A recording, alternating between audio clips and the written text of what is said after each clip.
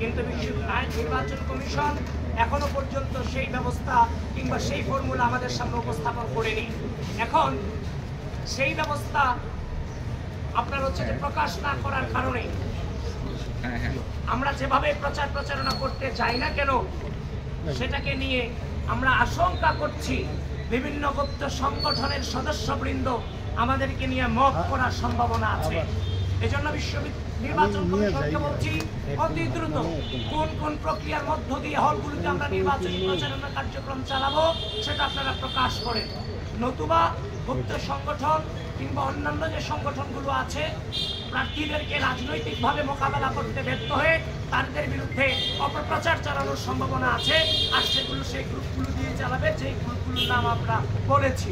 সুতরাং যা বলছি প্রত্যেকটা বিষয়ে যদি লেভেল প্লেইং ফিল্ড দিয়ে নির্বাচন সুষ্ঠু করতে চান, এইগুলো সম্পর্কে ব্যবস্থা আপনাদেরকে নিতে হবে।